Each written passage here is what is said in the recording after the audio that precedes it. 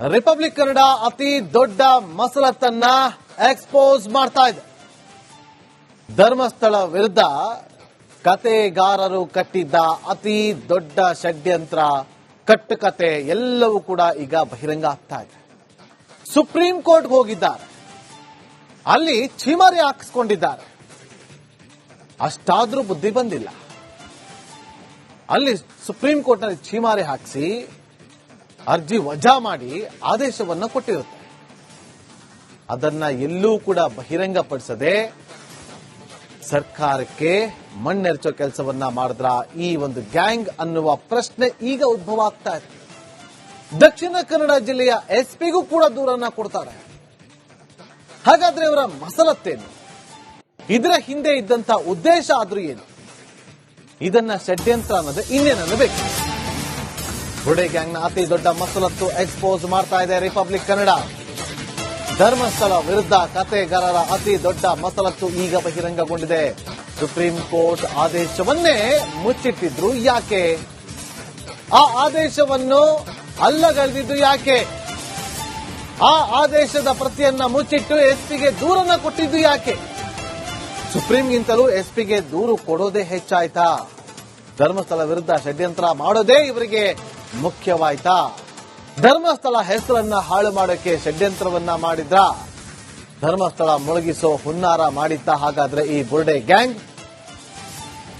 Supreme ಕೋರ್ಟ್ನ ಆದೇಶದ ಪ್ರತಿ ಓದಿದಾಗ ಇವರ ಬಂಡವಾಳ ಪಠಾ ಬಯಲಾಗಿದೆ.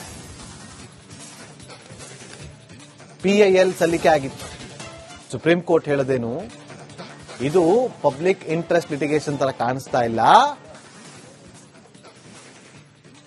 ಇದು ಪ್ರೈವೇಟ್ ಇಂಟ್ರೆಸ್ಟ್ ತರ ಕಾಣಿಸ್ತಾ ಇದೆ, ಪೈಸಾ ಇಂಟ್ರೆಸ್ಟ್ ಲಿಟಿಗೇಷನ್ ತರ ಕಾಣಿಸ್ತಾ ಇದೆ, ಪೈಸಾ ವಸೂಲ್ ತರ ಕಾಣಿಸ್ತಾ ಇದೆ ಅಂತ ಹೇಳಿ ಛೀಮಾರಿ ಹಾಕಿದೆ.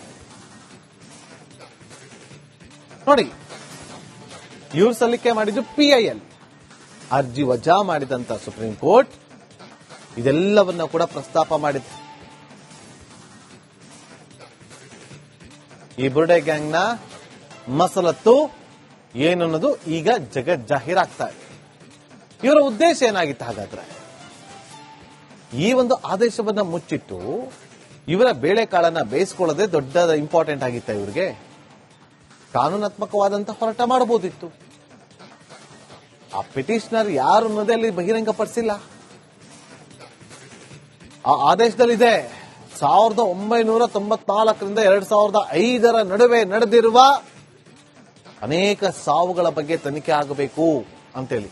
ಇಷ್ಟು ದಿನ ಏನು ಮಾಡ್ತಾ ಇದ್ರೆ ಅಂತ ಸುಪ್ರೀಂ ಕೋರ್ಟ್ ಕೇಳಿದೆ. ಇಷ್ಟು ಡಿಲೇ ಯಾಕೆ ಮಾಡಿದ್ರೆ ಅಂತ ಸುಪ್ರೀಂ ಕೋರ್ಟ್ ಕೇಳಿದೆ. 2025ಕ್ಕೆ ಬಂದು ನೀವು ಕಂಪ್ಲೇಂಟ್ ಅನ್ನು ಕೊಡಬೇಕಿತ್ತ? 20 ವರ್ಷದ ಬಳಿಕ. ಅಂದ್ರೆ ಇವರ ಉದ್ದೇಶ ಏನಾಗಿತ್ತು? ಇವರ ಉದ್ದೇಶ ಏನು? ಷಡ್ಯಂತ್ರ ಅಲ್ಲದೆ ಇನ್ನೇನು ಅನ್ನಬೇಕಿದ್ದಲ್ಲ.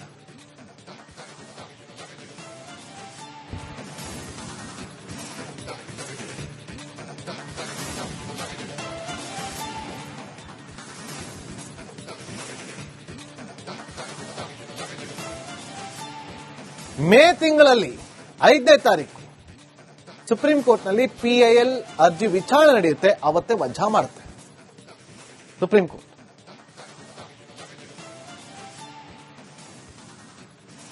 ಕ್ಲಿಯರ್ ಆಗಿ ಹೇಳಿದೆ, ಇದು ಪೊಲಿಟಿಕಲ್ ಅಜೆಂಡಾ ತರ ಕಾಣಿಸ್ತಾ ಇದೆ, ಪಬ್ಲಿಸಿಟಿ ಇಂಟ್ರೆಸ್ಟ್ ತರ ಕಾಣಿಸ್ತಾ ಇದೆ, ಪ್ರೈವೇಟ್ ತರ ಕಾಣಿಸ್ತಾ ಇದೆ, ಪೈಸಾ ವಸೂಲ್ ತರ ಕಾಣಿಸ್ತಾ ಇದೆ ಅಂತ ಹೇಳಿದೆ. ಅಂದ್ರೆ ಇವರ ಉದ್ದೇಶ ಏನು ಅನ್ನೋದು ಸ್ಪಷ್ಟವಾಗಿ ಗೊತ್ತಾಗ್ತಾ ಇದೆ. ಹೇಳಿದಲ್ಲಿ ಸಾರ್ವಜನಿಕ ಹಿತಾಸಕ್ತಿ ತರ ಕಾಣಿಸ್ತಾ ಇಲ್ಲ ಈ ಅರ್ಜಿಯಲ್ಲಿ, ಸಾರ್ವಜನಿಕ ಹಿತಾಸಕ್ತಿ ತರ ಕಾಣಿಸ್ತಾ ಇಲ್ಲ ಈ ಅರ್ಜಿಯಲ್ಲಿ ಅಂತ ಹೇಳಿ. ಈಗ ಇದಕ್ಕೆ ಏನು ಉತ್ತರ ಕೊಡ್ತಾರೆ ಈ ಬುರ್ಡೆ ಗ್ಯಾಂಗ್ನವರು? ಕಾದ್ ನೋಡ್ಬೇಕು. SIT ತನಿಖೆ ಮಾಡ್ತಾ ಇದೆ. ಸರ್ಕಾರದ ಗಮನಕ್ಕೂ ಕೂಡ ತರದೆ ಇವರು ವಜಾಗೊಂಡಿದ್ದ ಆದೇಶವನ್ನ ಮುಚ್ಚಿಟ್ಟು ಕಂಪ್ಲೇಂಟ್ ಕೊಡಿಸ್ತಾರೆ. ಚಿಹ್ನೆಯನ್ನ ಮೂಲಕ ಕೋರ್ಟ್ನಲ್ಲಿ ಸ್ಟೇಟ್ಮೆಂಟ್ ಕೊಡಿಸ್ತಾರೆ. ಬುರ್ಡೆ ಸಮೇತ ಹೋಗ್ತಾರೆ ಬ್ಯಾಗಲ್ಲಿ ತಗೊಂಡು. ಇವರೆಲ್ಲರ ಉದ್ದೇಶ ಏನಾಗಿತ್ತು ಅನ್ನೋದು ಈಗ ಇರುವಂತ ಪ್ರಶ್ನೆ. ಸುಪ್ರೀಂ ಕೋರ್ಟ್ ಸರಿಯಾಗಿ ಬೆಂಡೆತ್ತಿದೆ.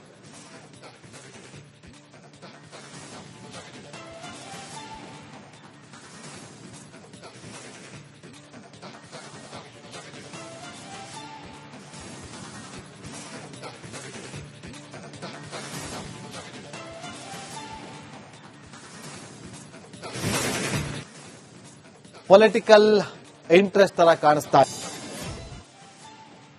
ರಿಪಬ್ಲಿಕ್ ಕನ್ನಡ ಅತಿ ದೊಡ್ಡ ಮಸಲತ್ತನ್ನ ಎಕ್ಸ್ಪೋಸ್ ಮಾಡ್ತಾ ಇದೆ. ಧರ್ಮಸ್ಥಳ ವಿರುದ್ಧ ಕತೆಗಾರರು ಕಟ್ಟಿದ್ದ ಅತಿ ದೊಡ್ಡ ಷಡ್ಯಂತ್ರ, ಕಟ್ಟುಕತೆ ಎಲ್ಲವೂ ಕೂಡ ಈಗ ಬಹಿರಂಗ ಆಗ್ತಾ ಇದೆ. ಸುಪ್ರೀಂ ಕೋರ್ಟ್ಗೆ ಹೋಗಿದ್ದಾರೆ, ಅಲ್ಲಿ ಛೀಮಾರಿ ಹಾಕಿಸ್ಕೊಂಡಿದ್ದಾರೆ. ಅಷ್ಟಾದ್ರೂ ಬುದ್ಧಿ ಬಂದಿಲ್ಲ. ಅಲ್ಲಿ ಸುಪ್ರೀಂ ಕೋರ್ಟ್ನಲ್ಲಿ ಛೀಮಾರಿ ಹಾಕಿಸಿ ಅರ್ಜಿ ವಜಾ ಮಾಡಿ ಆದೇಶವನ್ನ ಕೊಟ್ಟಿರುತ್ತೆ. ಅದನ್ನ ಎಲ್ಲೂ ಕೂಡ ಬಹಿರಂಗಪಡಿಸದೆ ಸರ್ಕಾರಕ್ಕೆ ಮಣ್ಣೆರಚೋ ಕೆಲಸವನ್ನ ಮಾಡಿದ್ರ ಈ ಒಂದು ಗ್ಯಾಂಗ್ ಅನ್ನುವ ಪ್ರಶ್ನೆ ಈಗ ಉದ್ಭವ ಆಗ್ತಾ ಇದೆ. ದಕ್ಷಿಣ ಕನ್ನಡ ಜಿಲ್ಲೆಯ ಎಸ್ಪಿಗೂ ಕೂಡ ದೂರನ್ನ ಕೊಡ್ತಾರೆ. ಹಾಗಾದ್ರೆ ಇವರ ಮಸಲತ್ತೇನು? ಇದರ ಹಿಂದೆ ಇದ್ದಂತ ಉದ್ದೇಶ ಆದ್ರೂ ಏನು? ಇದನ್ನ ಷಡ್ಯಂತ್ರ ಅನ್ನೋದು ಇನ್ನೇನಬೇಕು? ಬುರ್ಡೆ ಗ್ಯಾಂಗ್ನ ಅತಿ ದೊಡ್ಡ ಮಸಲತ್ತು ಎಕ್ಸ್ಪೋಸ್ ಮಾಡ್ತಾ ಇದೆ ರಿಪಬ್ಲಿಕ್ ಕನ್ನಡ. ಧರ್ಮಸ್ಥಳ ವಿರುದ್ಧ ಕತೆಗಾರರ ಅತಿ ದೊಡ್ಡ ಮಸಲತ್ತು ಈಗ ಬಹಿರಂಗಗೊಂಡಿದೆ. ಸುಪ್ರೀಂ ಕೋರ್ಟ್ ಆದೇಶವನ್ನೇ ಮುಚ್ಚಿಟ್ಟಿದ್ರು ಯಾಕೆ? ಆ ಆದೇಶವನ್ನು ಅಲ್ಲಗಳೆದಿದ್ದು ಯಾಕೆ? ಆ ಆದೇಶದ ಪ್ರತಿಯನ್ನ ಮುಚ್ಚಿಟ್ಟು ಎಸ್ಪಿಗೆ ದೂರನ್ನ ಕೊಟ್ಟಿದ್ದು ಯಾಕೆ? ಸುಪ್ರೀಂಗಿಂತಲೂ ಎಸ್ಪಿಗೆ ದೂರು ಕೊಡೋದೇ ಹೆಚ್ಚಾಯ್ತಾ? ಧರ್ಮಸ್ಥಳ ವಿರುದ್ಧ ಷಡ್ಯಂತ್ರ ಮಾಡೋದೇ ಇವರಿಗೆ ಮುಖ್ಯವಾಯ್ತಾ? ಧರ್ಮಸ್ಥಳ ಹೆಸರನ್ನ ಹಾಳು ಮಾಡೋಕೆ ಷಡ್ಯಂತ್ರವನ್ನ ಮಾಡಿದ್ರ? ಧರ್ಮಸ್ಥಳ ಮುಳುಗಿಸೋ ಹುನ್ನಾರ ಮಾಡಿತ್ತ ಹಾಗಾದ್ರೆ ಈ ಬುರ್ಡೆ ಗ್ಯಾಂಗ್? ಸುಪ್ರೀಂ ಕೋರ್ಟ್ನ ಆದೇಶದ ಪ್ರತಿ ಓದಿದಾಗ ಇವರ ಬಂಡವಾಳ ಪಟಾಬಯಲಾಗಿದೆ. PIL ಸಲ್ಲಿಕೆ ಆಗಿತ್ತು. ಸುಪ್ರೀಂ ಕೋರ್ಟ್ ಹೇಳೋದೇನು, ಇದು ಪಬ್ಲಿಕ್ ಇಂಟ್ರೆಸ್ಟ್ ಲಿಟಿಗೇಷನ್ ತರ ಕಾಣಿಸ್ತಾ ಇಲ್ಲ, ಇದು ಪ್ರೈವೇಟ್ ಇಂಟ್ರೆಸ್ಟ್ ತರ ಕಾಣಿಸ್ತಾ ಇದೆ, ಪೈಸಾ ಇಂಟ್ರೆಸ್ಟ್ ಲಿಟಿಗೇಷನ್ ತರ ಕಾಣಿಸ್ತಾ ಇದೆ, ಪೈಸಾ ವಸೂಲ್ ತರ ಕಾಣಿಸ್ತಾ ಇದೆ ಅಂತ ಹೇಳಿ ಛೀಮಾರಿ ಹಾಕಿದೆ. ನೋಡಿ, ಇವ್ರು ಸಲ್ಲಿಕೆ ಮಾಡಿದ್ದು PIL, ಅರ್ಜಿ ವಜಾ ಮಾಡಿದಂತ ಸುಪ್ರೀಂ ಕೋರ್ಟ್ ಇದೆಲ್ಲವನ್ನ ಕೂಡ ಪ್ರಸ್ತಾಪ ಮಾಡಿದೆ. ಈ ಬುರ್ಡೆ ಗ್ಯಾಂಗ್ನ ಮಸಲತ್ತು ಏನು ಅನ್ನೋದು ಈಗ ಜಗತ್ ಜಾಹೀರಾಗ್ತಾ ಇದೆ. ಇವರ ಉದ್ದೇಶ ಏನಾಗಿತ್ತು ಹಾಗಾದ್ರೆ? ಈ ಒಂದು ಆದೇಶವನ್ನ ಮುಚ್ಚಿಟ್ಟು ಇವರ ಬೇಳೆಕಾಳನ್ನ ಬೇಯಿಸ್ಕೊಳ್ಳೋದೇ ದೊಡ್ಡ ಇಂಪಾರ್ಟೆಂಟ್ ಆಗಿತ್ತ ಇವರಿಗೆ? ಕಾನೂನಾತ್ಮಕವಾದಂತಹ ಹೋರಾಟ ಮಾಡಬಹುದಿತ್ತು. ಆ ಪಿಟಿಷನರ್ ಯಾರು ಅನ್ನೋದೇ ಅಲ್ಲಿ ಬಹಿರಂಗಪಡಿಸಿಲ್ಲ. ಆ ಆದೇಶದಲ್ಲಿದೆ 1994ರಿಂದ 2005 ನಡುವೆ ನಡೆದಿರುವ ಅನೇಕ ಸಾವುಗಳ ಬಗ್ಗೆ ತನಿಖೆ ಆಗಬೇಕು ಅಂತೇಳಿ. ಇಷ್ಟು ದಿನ ಏನು ಮಾಡ್ತಾ ಇದ್ರೆ ಅಂತ ಸುಪ್ರೀಂ ಕೋರ್ಟ್ ಕೇಳಿದೆ. ಇಷ್ಟು ಡಿಲೇ ಯಾಕೆ ಮಾಡಿದ್ರೆ ಅಂತ ಸುಪ್ರೀಂ ಕೋರ್ಟ್ ಕೇಳಿದೆ. 2025ಕ್ಕೆ ಬಂದು ನೀವು ಕಂಪ್ಲೇಂಟ್ ಅನ್ನು ಕೊಡಬೇಕಿತ್ತ? 20 ವರ್ಷದ ಬಳಿಕ. ಅಂದ್ರೆ ಇವರ ಉದ್ದೇಶ ಏನಾಗಿತ್ತು? ಇವರ ಉದ್ದೇಶ ಏನು? ಷಡ್ಯಂತ್ರ ಅಲ್ಲದೆ ಇನ್ನೇನು ಅನ್ನಬೇಕಿದ್ದಾರೆ?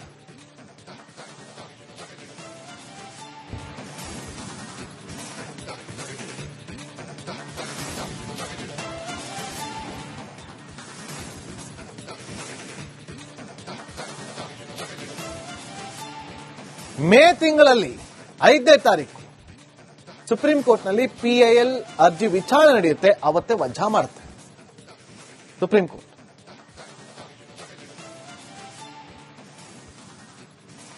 ಕ್ಲಿಯರ್ ಆಗಿ ಹೇಳಿದೆ, ಇದು ಪೊಲಿಟಿಕಲ್ ಅಜೆಂಡಾ ತರ ಕಾಣಿಸ್ತಾ ಇದೆ, ಪಬ್ಲಿಸಿಟಿ ಇಂಟ್ರೆಸ್ಟ್ ತರ ಕಾಣಿಸ್ತಾ ಇದೆ, ಪ್ರೈವೇಟ್ ತರ ಕಾಣಿಸ್ತಾ ಇದೆ, ಪೈಸಾ ವಸೂಲ್ ತರ ಕಾಣಿಸ್ತಾ ಇದೆ ಅಂತ ಹೇಳಿದೆ.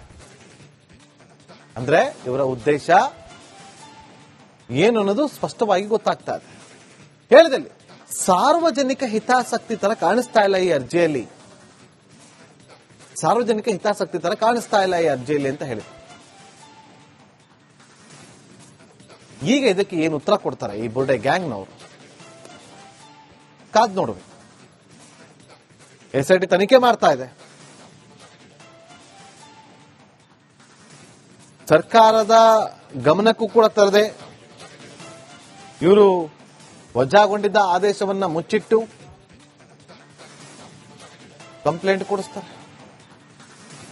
ಚಿಹ್ನೆಯ ಮೂಲಕ ಕೋರ್ಟ್ನಲ್ಲಿ ಸ್ಟೇಟ್ಮೆಂಟ್ ಕೊಡಿಸ್ತಾರೆ. ಬುರ್ಡೆ ಸಮೇತ ಹೋಗ್ತಾರೆ ಬ್ಯಾಗಲ್ಲಿ ತಗೊಂಡು. ಇವರೆಲ್ಲರ ಉದ್ದೇಶ ಏನಾಗಿತ್ತು ಅನ್ನೋದು ಈಗ ಇರುವಂತಹ ಪ್ರಶ್ನೆ. ಸುಪ್ರೀಂ ಕೋರ್ಟ್ ಸರಿಯಾಗಿ ಬೆಂಡೆತ್ತಿದೆ.